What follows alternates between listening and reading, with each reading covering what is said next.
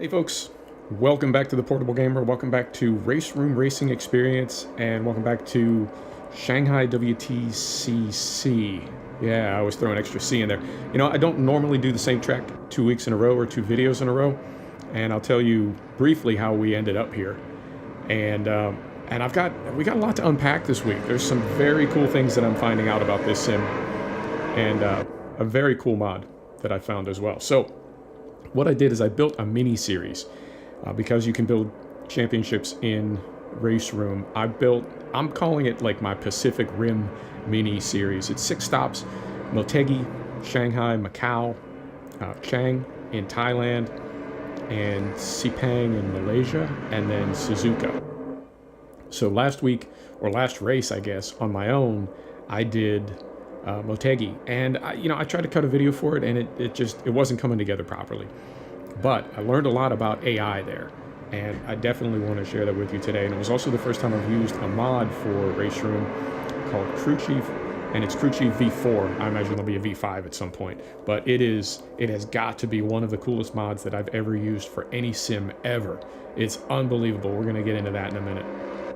So Shanghai, this is the next stop. So this is the track that I went with. And I know we were on this track last week, so you're kind of familiar with it. But it worked out because I turned a ton of laps on it in our LMP2 last week. So I'm familiar with it. Now, I know Motegi fairly well because of Gran Turismo, of all things. Like back in the day, I spent a ton of time on Motegi. And to the point where I sort of burned out on it because we didn't used to have as many real tracks in sims or games, if you want to call old Gran Turismo a sim. It was more of a console game. But either way, we didn't have a ton of tracks. So I burned myself out on Motegi years and years ago. And also the way that it was rendered was really, it just wasn't too cool. But now the way they're laser scanning tracks and the elevation changes and track temperatures and everything else, it's a fun track. It's a fun track to solve. But that was last week, and this is now. So we're back at Shanghai. We're in our beloved Mercedes AMG, racing in the GT3 class. And, well, let me see. Well, let's get to the end of this lap, then I'm going to hop in car for a couple laps and let you hear Crew Chief. And, I'll tell you, it is amazing to me. I went ahead and bought Cars and Tracks for RaceRoom. The base game is free, and it comes with a ton of Cars and Tracks. Plenty. If you want to go ahead and max it out like a stolen credit card, you have at it, but you don't have to. You can race it for free and have a blast, and then Crew Chief is free as well. And to track it down, you can just go to whatever search engine you use and type in R3E Crew Chief V4. Now, I'm using it in RaceRoom, but it works for just about any racing sim. And it may take you to Race Department, and from there you'll find a link back to the Crew Chief website. But, I don't list links in anywhere on my page because I never know like the provenance or how legit anything is, and I would never want to send anybody to a scam site or someplace that's going to throw a bunch of malware on your system or whatever. So just type in R3E Crew Chief V4, and eventually you'll find it in a couple of clicks, and that's free as well. So essentially you can have both these. Oh, look at this guy. Tell you what, let's hop in car and listen to Crew Chief for a couple laps. Here we go. Come on, William. Don't panic. We'll get him back. Just done a 151.32. The gap to Morizet in front is now 0.23 P2. The gap to Van Gisbergen behind is now 1.8. You've just done a 152.78. Well done, mate. That was great.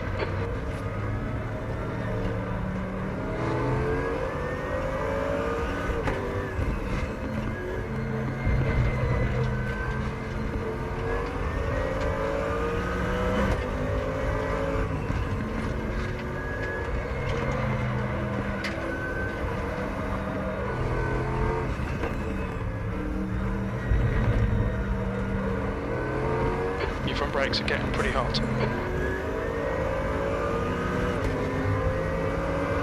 Acknowledged. We'll have spotter calls from here, please, Claire.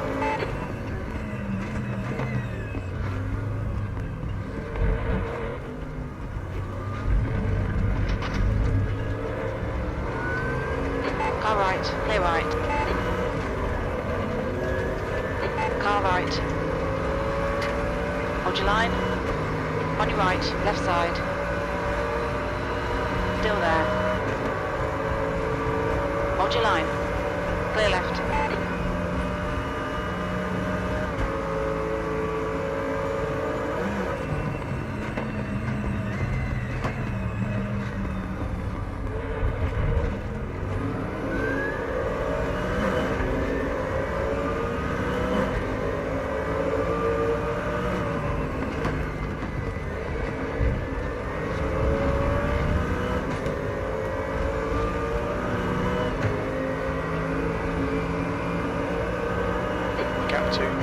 Ahead is now 0.6.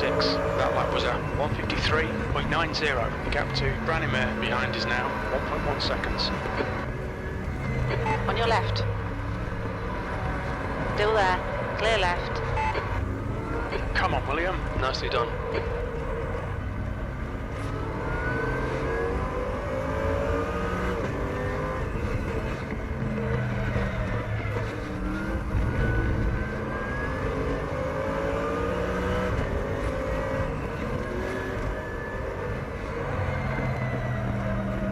Right side. Clear right. On your right. Clear right. Sector 1 is. Clear right. Right side. Hold your line. Still there. Clear right.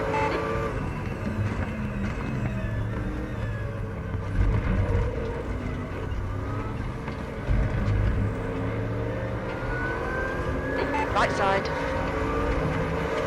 Hold your line. Clear right.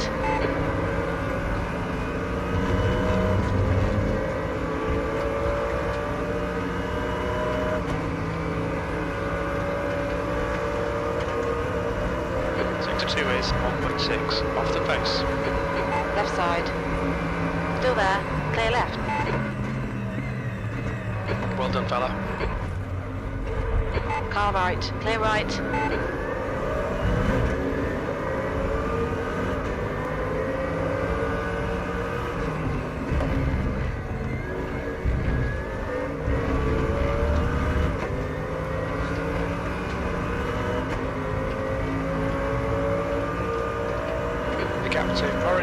Ahead is now 0.9. The gap to Gisbergen behind is now 0.9. Is that not unbelievable? And that's a free app. It's a free mod. I'm blown away by it. Now I can tell you, he does call me William. Jim calls me William. And there's a pull down in the mod where you can select your name, and it's got both Will and William. I went with William. It's amazing. Now it says on the developer's page, it says that there are 7,000 names that he's recorded himself. Like that voice you hear is the developer. 7,000 names and 10,000 personalizations. What's amazing is even in the onboard spotter that's included in a lot of race sims, you can hear very quickly that it's just repeating the same phrases over and over again. Now, the spotter obviously is not going to have a lot of different things to say to you, right? Car on your right, car on your left, clear right, that sort of thing. But your crew chief has a ton of things to send your way. And in a game like Project Cars 2, which I love, I'm not bashing the game when I say this, but your crew chief really doesn't have a lot to say. They repeat themselves fairly quickly, and it sounds fake. It's almost distracting. This cat, Jim, this developer of Crew Chief, has recorded so many personalizations that it does not repeat itself, and it feels very conversational and very real. And on the topic of conversational, it does have voice recognition. You can talk to it. It's got an unbelievable number of things that you can ask it, to the point where initially I was trying to ask it everything. I wanted every piece of information, but I realized fairly quickly there's only 4 or 5 things that I need to ask it, and that's things like damage report, do I need to pit, how are my tires, how are my brakes, that sort of thing, brake temperatures, tire temperatures. You just ask it. And initially I was asking it in a very almost robotic voice, but I found that when I just relax and ask it in a conversational voice, it recognizes my voice much more accurately. So, man, it changes the entire way that I race in this sim, because there's no proximity arrow, and because I can't, when you're in a turn It's really hard. I mean, if you're on VR, fantastic. Good for you. I am not. So I need to use the right stick to look around. And when you're in a turn, it's like you just don't have, or at least I don't have the bandwidth to do all that stuff. Now, something else I can tell you is the setup is not the easiest, and it's not the most user-friendly user interface in Crew Chief. It takes some setting up, and it really is tricky to balance the volumes. But there are so many options as far as what you want it to say, when you want it to talk to you. You can set it up. This is unbelievable. You can set it up so that it doesn't say anything in braking zones. Because again, these sims are getting so realistic that the idea of, you're at maximum concentration to set up for a turn, and your Crew Chief mod, chirps in your ear, and it can actually like distract you as you're at that point of maximum concentration. And we'll get to that in a second because I want to unpack adaptive AI. I really learned a lot about it this week at Motegi. But back to Crew Chief, yeah, you can dial it in and set it up, and it takes some doing, and it is not the most user-friendly, but it's well worth it to take the time to set it up exactly how you want it set up, and it will truly benefit how well you drive. Now, I've only used it in RaceRoom, but I can't see that it wouldn't be anything but super effective in other race sims as well. It just gives you the information that you need. And it's weird because we get so much information on the Motec steering wheel panel, but first off, that's not available in old school cars. If you want to drive something from some of the classic GT cars in RaceRoom from 25 years ago, they don't have that Motec panel. So it's nice to have that information coming straight from your Crew Chief.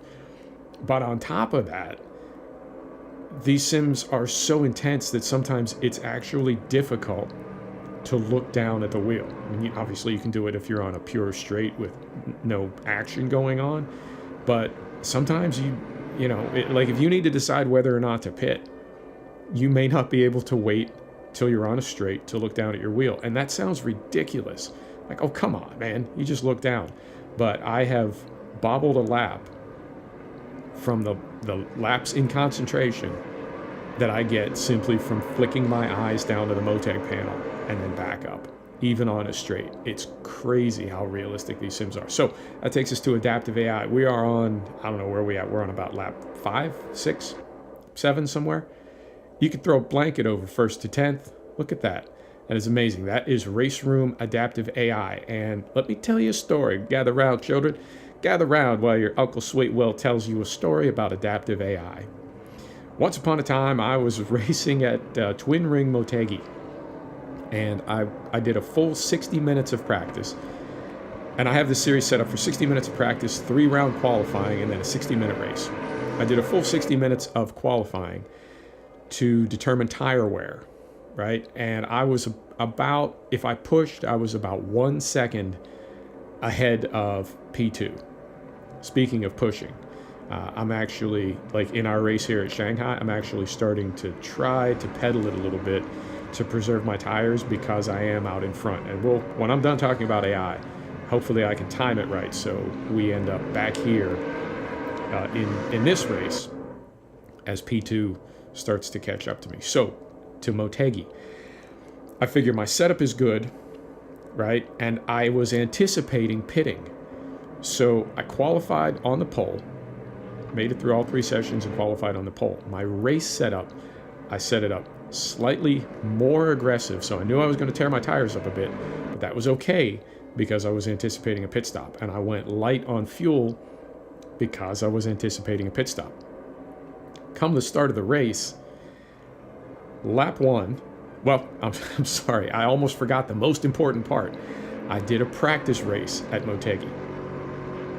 Pause. All right. I did a practice race at Motegi.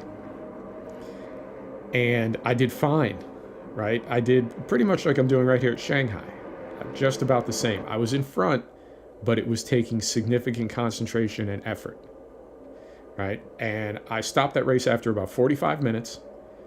And I was anticipating that when I got to my real race in my series, I would pit with about 10 minutes to go. And here we go. I start the real race at Motegi. First lap, end of the first lap, I'm like P7. End of the second lap, I'm like P15 out of a field of 19. And I am just getting absolutely eaten alive. But it's okay, because I'm going to work my way back to the front, and then I'm going to do a quick pit stop because I just need a splash plus tires, and we're good to go. Except that didn't happen. I did pit with about 10 minutes to go, and nobody else pitted, and I finished P20. Okay. So I started doing some research on adaptive AI, and I finally found a Reddit thread that explained it all to me. There is a file. I'm going to tell you where mine is, and unfortunately I don't have a screenshot for you, but you can find it. Where mine is C drive, my documents, my games, and there's a folder called Simbin. And if you prowl around in there, you will find an XML file called, I believe it's ai.exp.xml. And that is your adaptive AI file. It's massive, and I think it represents every class, and then for every class it has every track. I don't think it has every car on every track, but I looked through there, and it's huge, thousands of lines, and eventually I found 10 values that I could see were my last 10 lap times at Motegi. So then I went back to Reddit, and I studied and I studied and I researched and I researched, and what I found is the adaptive AI is determined by your last 10 race lap times on any given track. Are you seeing this bumper to bumper action here? This is amazing. This is the best AI. I'd say it now without qualification. This is the best AI of any race sim out there. It truly is. So the reason I did well in qualifying and I did well in that practice race is those were my first race laps. It didn't have any values in there. It was just running a lap, more or less. The AI was just running a lap. But after I had run those practice race laps, those were the values that it used when we jumped in to race our real race in our championship. But because the last 10 laps in that practice race, I was light on fuel with an aggressive setup and I still had tires left, I was running like 53s and 54s. When I started the real race, even though I had an aggressive setup, I had more of a fuel load, right? And I was not, I guess, not pushing as much. So I was running 55s and 56s, right? But the AI was running 53s and 54s and 55s. So what you do is you go in there to that folder, you find that AI file. This is kind of a one-time thing, so be careful doing this. Don't delete it. Drag it to your desktop, restart the sim, and it will regenerate that file. Go back in and confirm that it's there. Now, if you delete it, or if you move it to your desktop, you've lost all your AI, your adaptive AI values, and you'll have to sort of reestablish them for every track. If you feel like it, take note of your times for a specific track at race pace, and then go in and find those times, and you can just delete those values. But essentially what I did was I reset the adaptive AI. I went back to Motegi, I restarted my series.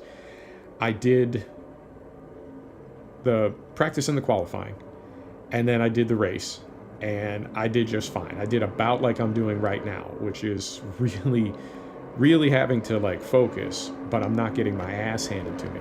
Now, the reason the AI does not consider practice laps or qualifying laps is practice laps are going to be slower because you're learning a track and you may be going off a lot of places as you're determining what the limits are. Qualifying pace, light on fuel, tearing up the tires, right? So it just uses race pace. And it's a fantastic system when you see it from that point of view, because as you get better on any given track and it uses your last 10 laps, the next time you're on that track at race pace, the AI will be that much faster. So it adapts to you. And like you can see right now, we're we got to be lap 10 almost, 10 or 11. And it's that tight. It is bumper to bumper. Now, I trust the AI now, and I didn't before. I used to have beef with AI in a lot of race sims about ramming. It's not ramming you. It's bumping you because you're braking way too early. You have to trail brake in this game. You have to brake late and then trail brake. You cannot brake hard early and then be 100% off the brakes before you start your turn in. You can't do it. It's just not how you drive a real car on a real track. You have to trail brake, so you have to brake later. And when you do, you may get a light tap, but you won't get rammed. So, and I think this may be like perfect timing here. This guy is right behind me, and we're coming off, I guess, the fastest straight on the track into a hairpin. And you can see, hammer the binders, no issues whatsoever. I mean, he got the pass on me, but he didn't tap me, he didn't bump me. No contact. That's how good this AI is, but you have to drive like you're driving, like it's a real sim. There's no other word for it. So that's everything that I put together this week, and man, I'm just loving this sim to pieces. And with Crew Chief, it's made it even that much better. So I got nothing but good things to say about it. So we'll leave it there. I don't want to tell you how I ended up. My tires came apart with about 3 laps to go, and I dropped a bunch of positions. But for now, mid-race, doing great and having a great time. So folks, thanks for stopping back to check out the Portable Gamer. Thanks for joining us for another episode of RaceRoom Racing Experience with Crew Chief V4. This is from the Shanghai WTCC course. We'll see you next time. Take care.